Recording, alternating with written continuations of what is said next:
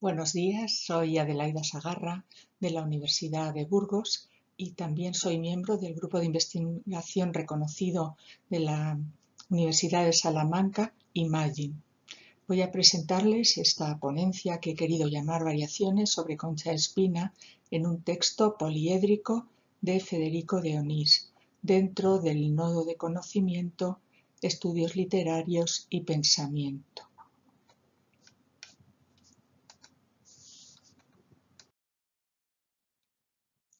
Concha Espina es una escritora española sobradamente conocida.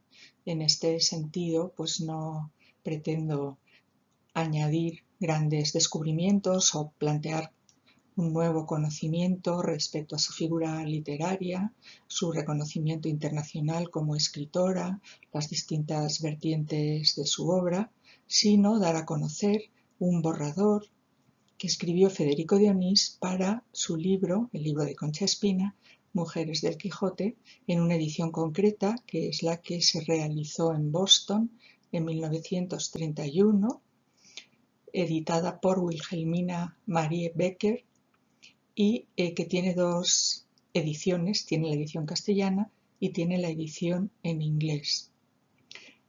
Arriba a la izquierda ven ustedes cómo aparece una fotografía, una imagen de este borrador que encontré en el archivo del Seminario de Estudios Hispánicos Federico de Onís de la Universidad de Puerto Rico en el campus de Río Piedra.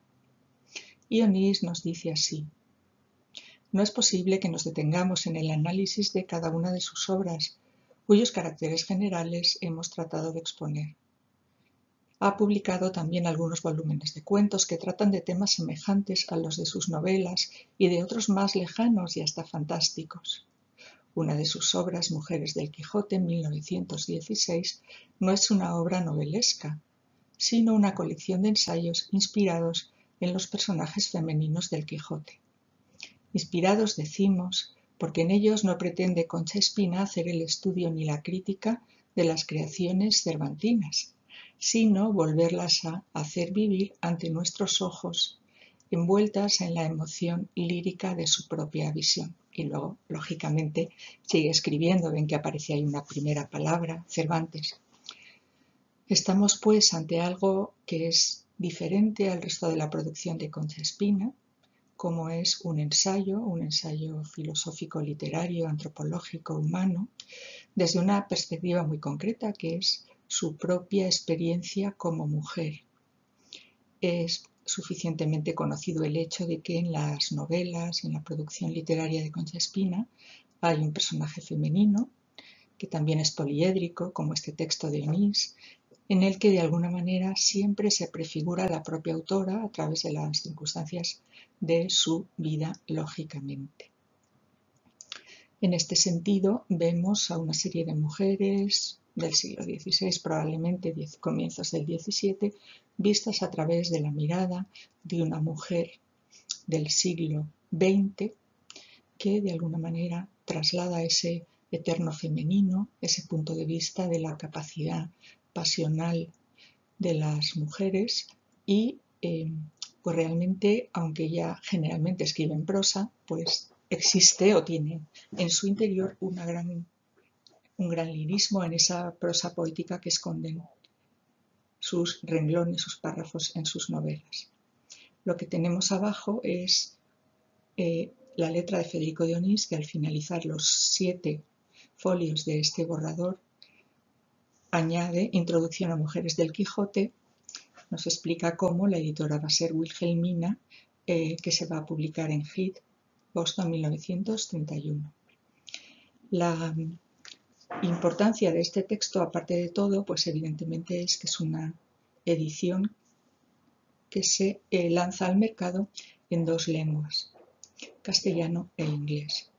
Obviamente interesa exponer aquí que la función hispanista de Federico de Onís desde Columbia University o el Instituto de las Españas tenía en buena parte una razón de ser en el español como lengua extranjera, en la enseñanza del español, puesto que había una intelectualidad neoyorquina que evidentemente creía en la transformación cultural a través de la lengua, que es una instalación vital. Una serie de circunstancias lo hicieron propicio en un momento concreto, pero además indudablemente existen unos intereses que van más allá de lo romántico o idealista, como es hacer mercado a través del conocimiento de la literatura española e hispanoamericana para los Estados Unidos. En este texto, Onís habla de las novelas que están escritas: La niña de Luzmela, El cáliz rojo, La esfinge Maragata, El metal de los muertos y Altar mayor.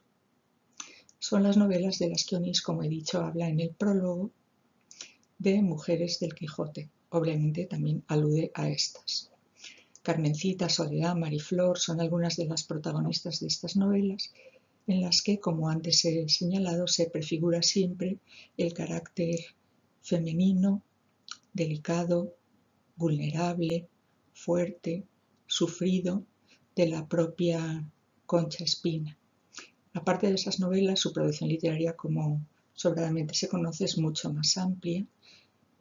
Otras novelas como Dulce nombre, Singladuras, Pastorelas, Tierra firme, La rosa de los vientos, Al amor de las estrellas, Tierras del Aquilón, una novela de amor, Simientes, Despertar para morir.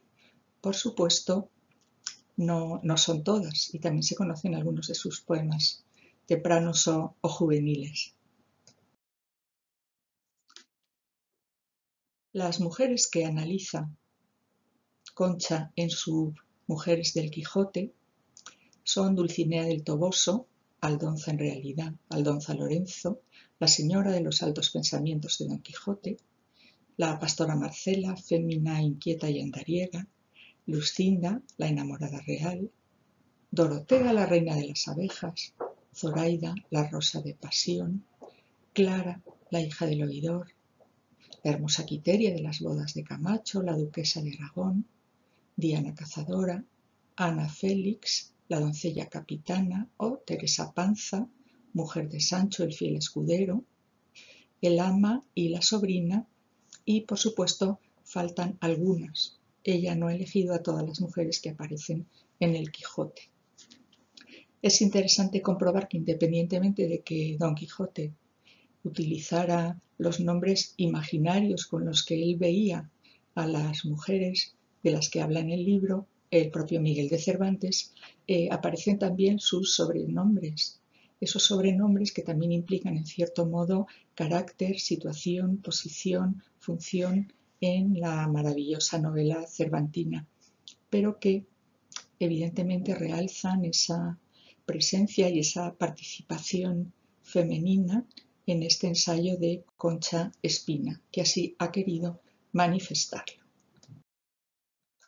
La interesante cuestión que me planteé es, teniendo en cuenta que generalmente Federico de Onís movía o promovía publicaciones sobre literatura española o en español, es decir, hispana, para hacerlas llegar a profesores de español y a las grandes universidades de los Estados Unidos para divulgar esa lengua y esa cultura.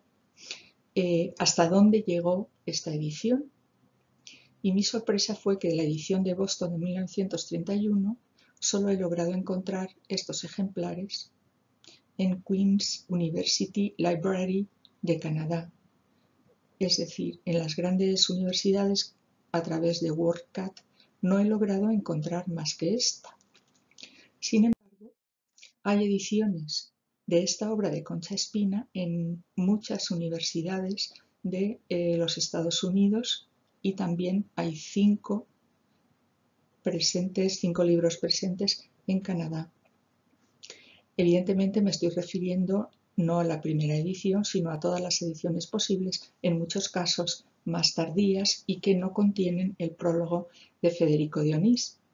Esta paradoja indudablemente nos habla, por un lado, del posicionamiento internacional a lo largo del tiempo de la propia novelista española, nos habla de un interés que indudablemente promovió en parte Federico de Onís como crítico literario, pero también como amigo desde el conocimiento personal que tenía de Concha Espina, puesto que en varias ocasiones le había invitado a pronunciar conferencias en Estados Unidos.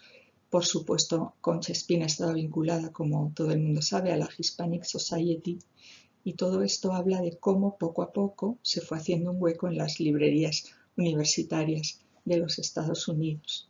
Entonces, ¿dónde fue a parar esa primera edición? Es algo que todavía no he podido comprobar, pero cabe pensar que probablemente a la Asociación de Profesores de Español como Lengua Extranjera, diríamos hoy, puesto que ellos conservaron sus libros en sus estanterías, en sus bibliotecas o librerías privadas. De manera que es una paradoja interesante que, bueno, es sujeto de análisis histórico clara y definitivamente. Respecto a esa imagen de Concha Espina desde un texto poliédrico de Federico de Onís, puede tener, como se ve en la imagen inferior, pues distintas alternativas, diferentes coyunturas. Es una mujer que él ve desde puntos de vista bastante diferentes.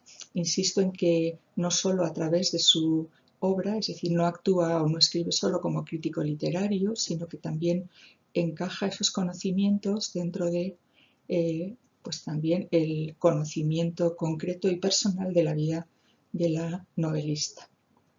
En primer lugar, evidentemente, pues uno de estos rangos sería el literario. Él la considera una novelista y dentro de siempre una poeta oculta, exalta el lirismo de sus producciones literarias. Además, en el prólogo añade otro plano. Ciertamente describe brevemente su biografía, pero también se pueden obtener conclusiones de lo que yo he querido llamar vidalogía, comprensión de su vida, aunque sé que es una palabra que no aparece en el diccionario de la Real Academia.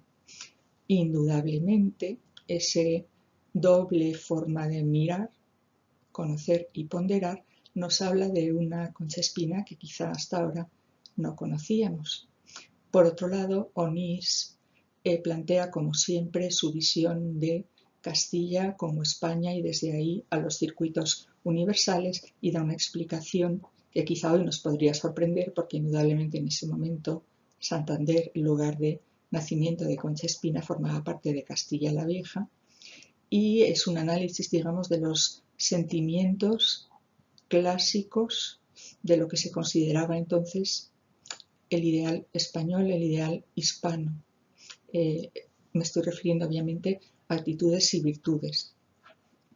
Por otra parte, hay otro plano muy interesante y es cuando Onís trata de discernir la literatura como ornato en los primeros años de la joven Concha Espina y la literatura como necesidad, como medio de vida que implica pues una dedicación profesional. El siguiente punto o eje de análisis sería la diferencia que Onís establece entre carácter, alma e imaginario.